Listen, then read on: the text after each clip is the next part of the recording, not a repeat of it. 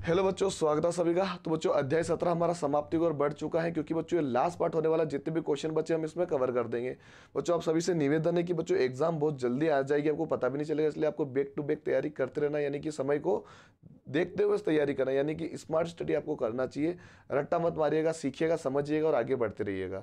और बच्चों practice set जरूर करें, प्रैक्टिस सेट काफ़ी ज़्यादा इंपॉर्टेंट होंगे आपके लिए, क्योंकि प्रैक्टिस सेट से आपको सीखने को ज़्यादा मिल सकता है अदर चीज़ें, क्योंकि मैथमेटिक्स आप रेगुलर देख रहे हो, लेकिन अदर चीज़ें आप प्रैक्टिस सेट से ही कर पाओगे।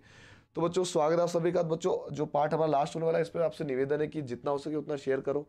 चैनल पे जो बच्चा नया हो सब्सक्राइब करे, जो बच्चा रेगुलर जुड़ा हुआ है लाइक जरूर करे, जो ग्रुप में जुड़ा हुआ है बच्चा वो तो अवश्य लाइक करे, शेयर जरूर करे। ठीक है, इन सबका चीज़ को आपको ध्यान रखना है। तो जो शुरुआत करते हैं पहले क्वेश्चन की तरफ। सवाल क्या है हमारा?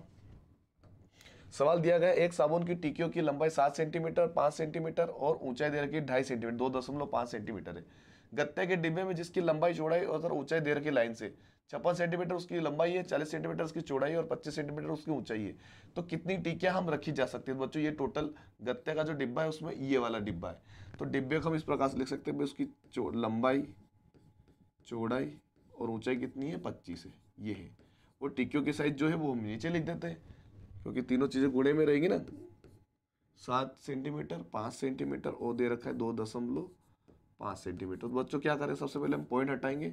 पॉइंट हटाएंगे तो यहाँ पे लग जाएगा 10 का गुणा, या फिर आप किसी भी संख्या के पीछे जीरो लगा सकते हो। 10 इसलिए लिख रहा हूँ क्योंकि काटने में आसानी हो जाए। पॉइंट हटाते ही ऊपर 10 हो गया। 10 क्यों हुआ? 100 क्यों नहीं हुआ? क्योंकि एक संख्या के पीछे तो एक जीरो वाली संख्या 100 होती है। ठीक है, इसका आपको ध्यान रखना है। देखिए हम काट के बताओ तो मैं काटेंगे कैसे। 25 से कटा 25, सिंपल। 5 एकम 5, 5 9 8 होता है 40। ठीक है, 7 एकम 7, 7 8 होता है 56। यानी अपने पास क्या बचा? 8 बचा, 8 बचा और 10 बचा। इनका गुणा कर देंगे। 8 के गुणे में 8 के गुणे में 10, तो 8 उठी होता है बच्चों 64। और 64 का गुणा हम 10 में करेंगे तो कितना हो जाए? जीरो लग जाए पीछे 64 के। 640 बच्चों इसका आंसर हो जाएगा। बहुत ही सिंपल सवाल था ये। ठीक है, बहुत ही सिंपल सवाल था। चलिए बच्चों अगले सवाल की बात करते हैं। अगला सवाल क्या है हमारा?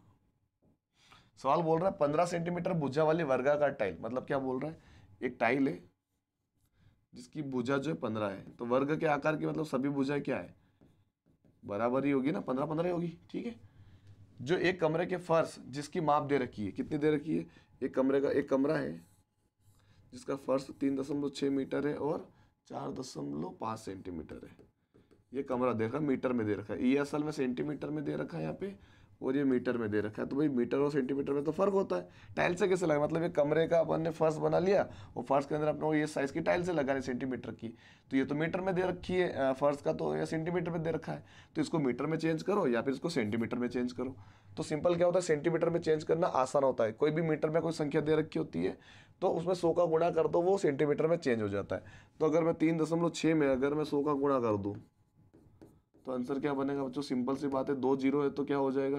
मतलब पीछे लग जाएगा 2 जीरो, सिंपल सी बात है। और एक संख्या के बाद दशमलव, तो एक संख्या दशमलव यहाँ पे लग जाएगा, मतलब 360 हो जाएगा। इसका कितना हो जाएगा? 360 सेंटीमीटर। ऐसे इसका करेंगे तो कितना हो जाएगा? 4500, 1000, 4050, 450 बच्चों, 450 सेंटीमीटर यहाँ पे इसका ये हो जाएगा। तो इसको सोल्व करना सिंपल तरीके से। अब अपने वो फर्श के लंबाई और क्षेत्रफल निकाल लेते हैं। लंबाई गुणित चौड़ाई, ये हमने निकाल लिया इसका क्षेत्रफल। अब नीचे केवल 15 नहीं लिखेंगे, क्योंकि नीचे भी क्षेत्रफल निकालेंगे टाइल्स का, तो 15 के गुणे में लगा देंगे 15। 15 गुणे में लगा दे 15, तो काट दो जो कट रहा है वो। क्या कट रहा है? 15 एकम 15, 15 तिया 45, और ये जीरो का जीरो लग गया। 15 एकम 15, 15 दूनी 30, 2 का गुणा हम 360 में करें कितना आ जाएगा? 2 का गुणा अगर हम 360 में करेंगे तो कितना आ जाएगा? 720 बच्चों। इसका कितना हो जाएगा? 720 इसका आंसर होगा। कितनी यहाँ पे कितना लग जाएगा? 720 टाइलें हम यहाँ पे लगा सकते हैं। ठीक है, सिंपल तरीके से। चलिए अगला सवाल क्या है? 24 नंबर का देखिए, यहाँ पे दिया गया है एक आयताकार मैदान की विमाएं 120 मीटर है और 160 मीटर है, और इधर दे रखी है इनमें 60 मीटर और 40 मीटर की विमा वाले कितना आयताकार मैदान काटे जा सकते हैं। मतलब ये बोल रहा है कि भाई एक मैदान है इतना बड़ा जिसके अंदर कितना दे रखा है? 120 इधर दे रखा है और 160 इधर दे रखा है मीटर में, है ना। इसके अंदर अपना 30 और 40 के छोटे छोटे बनाने, ऐसे ऐसे और कितने काट सकते हैं, इनकी संख्या बतानी कितने हम बना सकते हैं, तो इसको हम आंसर निकालना है।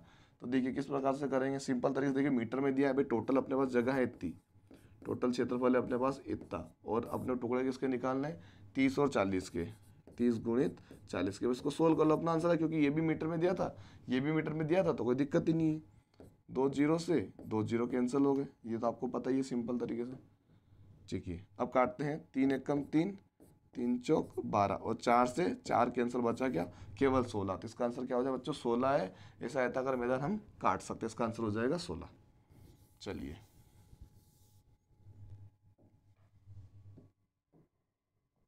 अगला सवाल बच्चों 25 वाला, एक कमरा 10 मीटर लंबा, 8 मीटर चौड़ा और 6 मीटर ऊंचा है, तो कमरे की दीवारों का क्षेत्रफल।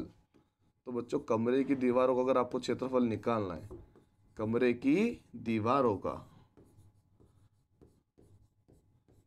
अगर आपको निकालना है, क्या निकालना है, क्षेत्रफल निकालना है। इसका फॉर्मूला होता है बच्चों 2 गुणित लंबाई धन चौड़ाई ब्रैकेट बंद गुणे में ऊंचाई, ये इसका फॉर्मूला है। तो 2 ऐसा कैसा लिखें, लंबाई कितनी दे रखी है अपने को, लंबाई दे रखी 10, तो यहाँ पे हम ब्रैकेट में लिख देंगे 10 सिंपल।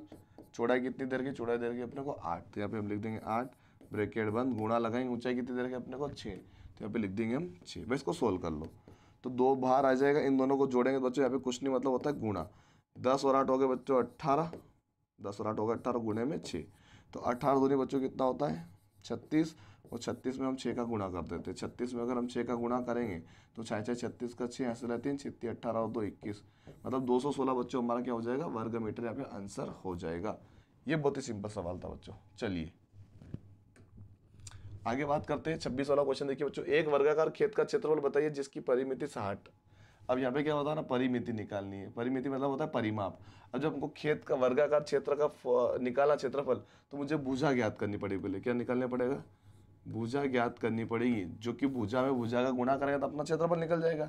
देखिए बच्चों, 2 फॉर्मूला होता है, एक होता है वर्ग का परिमाप का फॉर्मूला क्या होता है, वर्ग का परिमाप, परिमाप या परिमिति जो भी आ जाए वो क्या होता है, एक ही होता है। कितना दे रखा है उसने, 60 मीटर दे रखा है। ठीक है, अब फॉर्मूला जो होता है ना, देखो बच्चों, इसका जो फॉर्मूला होता है 4 गुणित भुजा होता है। कितना होता है, 4 गुणित भुजा होता है। ठीक है, तो हम क्या करेंगे, भुजा निकाल लेंगे। वर्ग का परिमाप कितना रहेगा अपने को, 60 दे रखा है, किसके बराबर में, 4 गुणित भुजा के बराबर दे रखा है। ठीक है, सिंपल तरीके से 4 को इधर भेजेंगे, किस में आ जाएगा बच्चों, आ जाएगा वो बटे में, और बराबर लग जाएगा भुजा, यानी हमारा भुजा का मान बाहर आ जाएगा। तो 4 एकम 4 और 15 चौक कितना होता है, 60 होता है। तो 15 बार में कटेगा, नहीं भुजा कितनी है अपनी, 15 आ चुकी है। अब क्या हुआ बच्चों, 15 तो अपने पास आ चुका है। अब उसने पूछा इसका क्या निकालना है, क्षेत्रफल निकालना है। तो वर्ग का अगर अपने को क्षेत्रफल निकालना होता है, मतलब क्या होता है, भुजा का गुणा किस में करना पड़ता है, भुजा का गुणा भुजा में करना पड़ता है।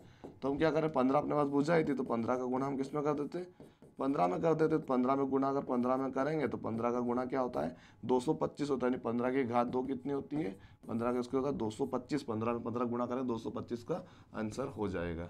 ठीक है, ये इसका आंसर होगा। चलिए अगला सवाल देखिए। अगला सवाल दिया, एक आयताकार खेत की लंबाई उसकी चौड़ाई की 1 सहित 1/2 गुनी है। 1 सहित 1/2 गुनी है। यदि खेत की चौड़ाई 14 मीटर हो तो खेत का क्षेत्रफल क्या है बच्चों, सिंपल तरीके से देखिए, हमको क्या निकालना है, क्षेत्रफल निकालना है। चौड़ाई असल में क्या फॉर्मूला है, चौड़ाई गुणित ऊंचाई, लंबाई है ना, लंबाई गुणित चौड़ाई एक ही बात होता है। इन दोनों को गुणा करना है। तो अपने को ये तो दे रखी 14, लंबाई हमको ज्ञात करनी, तो लंबाई क्या है, चौड़ाई की 1 सहित 1/2 गुना है, तो उसको गुना बना देते हैं। चौड़ाई निकालने के लिए क्या करेंगे, चौड़ाई तो दे रखी है ना, लंबाई निकालनी, तो लंबाई निकालने के लिए क्या करेंगे, तो हमको किसका गुना करना है भाई, 14 का कितना गुना करना है, 1 सहित 1/2 गुना करना है, तो उसको गुना कर लेते हैं। 14 ऐसा कैसा ही रहेगा, गुणा लगाएंगे, 2 1 कम 2, 2 में 1 जोड़ेंगे 3। इसको सोल्व कैसे करते हैं, बहुत बार कर रहा है मैंने। 2 का गुणा 1 में करें, 2 1 कम 2 प्लस 1 3, 3 के बटे में क्या आ जाएगा, 2 आ जाएगा। तो यहाँ पे आ जाए 3/2, 2 1 कम 2 घटा है 2 7 ही कितना होता है 14, और 7 का गुणा हम 3 में कर देंगे तो कितना आ जाए, 7 हो जाएगा बच्चों 21। तो 21 अपने पास क्या आ चुकी है, लंबाई आ चुकी है। तो 21 में हमको 14 का गुणा कर देना, अपना आंसर आ जाएगा। 21 का हम किसका गुणा कर देंगे, 14 का। तो 21 में हम कर देते हैं 14 का गुणा। 14 एकम 14 का 4, हासिला 1, 14 दूनी 28 और 1 29, 994 बच्चों इसका आंसर होगा। 994 इसका आंसर होगा, 994। चलिए अगले सवाल की बात करते हैं। अगला सवाल क्या है हमारा, अगला सवाल दिया गया, उस वर्गाकार खेत का परिमाप और क्षेत्रफल ज्ञात किए जिसकी एक भुजा 15 मीटर है। अब देखिए बच्चों, सिंपल तरीके से एक क्या निकालना है, वर्गाकार उसका परिमाप निकालना है। अब ये वर्ग निकाल दिया, वर्ग का मतलब होता है एक भुजा 15 है, दूसरी भी 15 ही रहेगी, तीसरी भी 15 ही रहेगी, चौथी भी 15 है। अब उसने पूछा परिमाप, 15 मतलब चारों भुजाओं का योग 15 दूनी 30, 15 पहले 15 चौक 60, या फिर 4 गुणित भुजा, भुजा कितनी 15 है, तो 15 चौक कितना होता है 60। तो बच्चों परिमाप तो आएगा अपना 60। तो 60 इस ऑप्शन में और किस ऑप्शन में, किसी में भी नहीं, मतलब अपना आंसर यही हो जाएगा।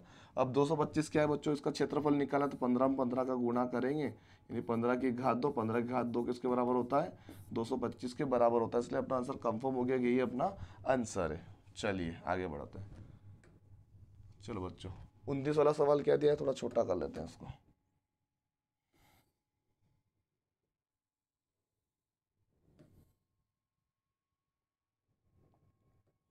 29 वाला सवाल देखिए, एक आयताकार बाग की लंबाई और चौड़ाई दे रखी है, तो उसका परिमाप निकालना है। क्या निकालना है, परिमाप। तो जो सिंपल तरीके से देखिए, इसका परिमाप का फॉर्मूला क्या होता है, आयत का अगर हमको परिमाप निकालना है, आयत का क्या निकालना है अपने को, परिमाप।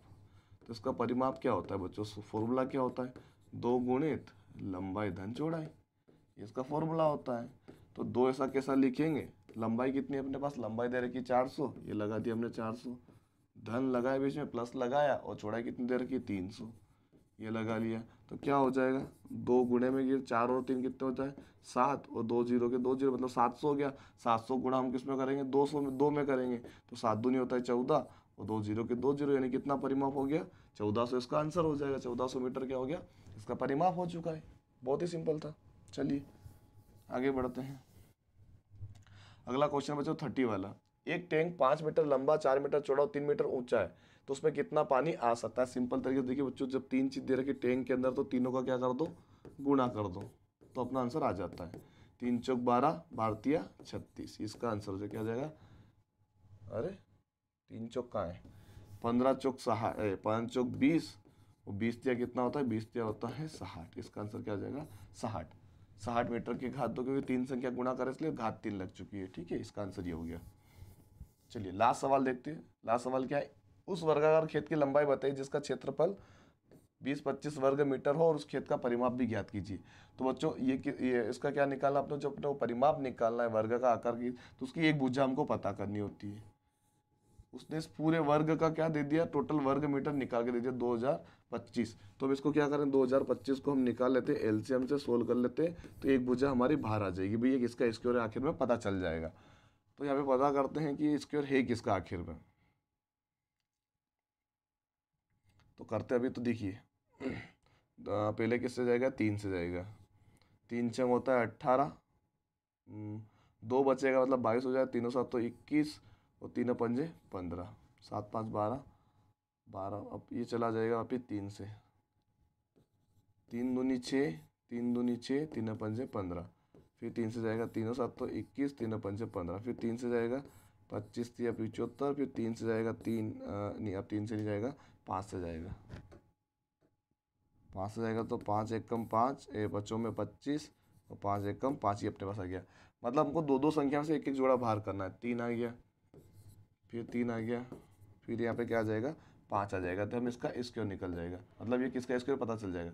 3 दूनी 6, और 5 छंग 3 तिया 9 है ना बच्चों, 3 तिया 9 होता है, 3 दूनी 6, 3 तिया 9, और 9 पंजे कितना होता है 45, मतलब ये किसका स्क्वायर है 45 का। आप चेक कर सकते हो, आप इस 45 में 45 का गुणा करके आप चेक कर लो, इसका आंसर यही आएगा, आप चेक कर सकते हो, ठीक है। तो 45 हमारे पास क्या है, एक भुजा आ चुकी है, क्या आ चुकी है 45 हमारे पास एक भुजा है। तो सभी भुजा मतलब चारों भुजाओं को क्या करना है, जोड़ देना है, मतलब 45 में हमको किसका गुणा कर देना 4 का।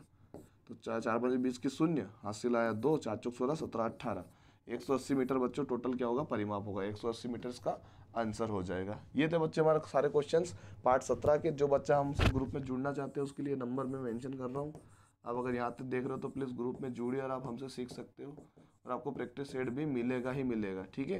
प्रैक्टिस सेट 15 हमने दे दिया है ऑलरेडी, 16 भी बहुत जल्द दे देंगे, 15 की वीडियो भी बहुत जल्द आ जाएगी। तो आई होप आपको वीडियो पसंद है तो लाइक शेयर सब्सक्राइब करना मत भूलिएगा। धन्यवाद बच्चों।